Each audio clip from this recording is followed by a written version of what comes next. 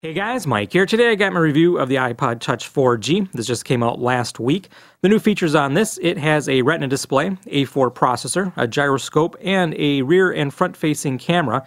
The rear-facing does a 720p video, and a lot of these features are similar to the iPhone 4, including the Retina display, the processor, the gyroscope, and that 720p video. Just note that it does do still photos, but it's not going to be as high quality as the iPhone 4 photos. We'll get into a little bit more on that in a minute.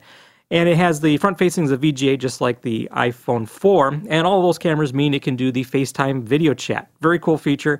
It'll get a bunch more people online doing that FaceTime chat. And it also supports the iMovie video editing software, once you get your video onto the device. It comes in 3 different models, an 8 gig, 32, and 64 gig, and these will run you $229, $299, and $399. And here is the device, just give you an idea what it looks like before we jump into all the features. Very thin. Here's the iPhone 4, and the iPhone 4 is pretty thin, its own right, but just give you an idea how much thinner the iPod Touch is, all right? And on the back here, you do have that chrome finish on it still, just like the previous generations. Lots of fingerprints on this. I just cleaned it, and just picking it up here, I got a few more fingerprints on it.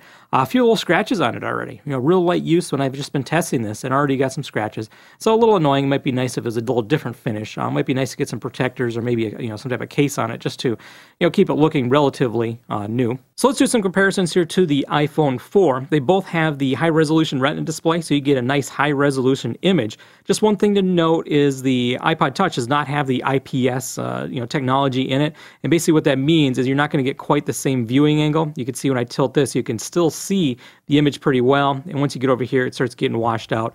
Also, the contrast ratio doesn't seem to be as good. Like when you get on the black, it's a little bit more of a lighter grayish color than really a black color on the iPhone 4. So it has the Retina display, so you do take advantage of all those high-resolution graphics, but the quality of the display just isn't quite the same as the iPhone 4. So in the back here, you can see they both have a rear-facing camera in about the same position. There's no LED flash on the iPod Touch. Right here, there's a little pinhole, and that's the microphone, so you can pick up good audio while you're recording video.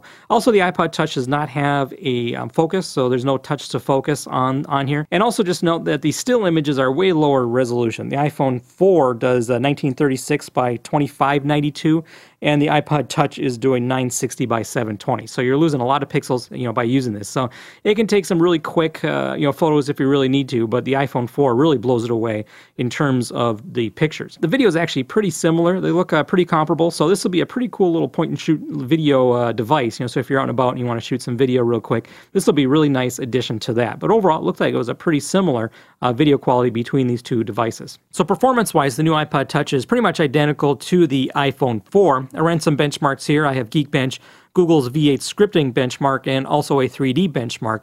And basically this shows that across the board, the CPU and graphics performance is very similar, if not identical.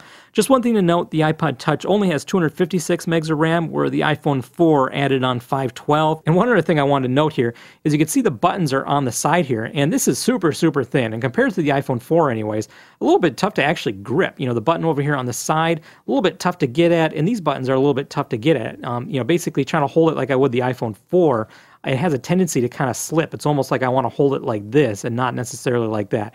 Super thin design, so a little bit of a compromise. Being super thin, some of these controls may not be quite as accessible as they may be, on a little bit thicker device with a little more surface area. So there you go, guys. A look at the iPod Touch 4th generation. Overall, a great device. Tons of features packed into this. Super thin, really attractive design. This, I think, would be ideal for people who don't have an iPhone or maybe don't want to switch over to AT&T.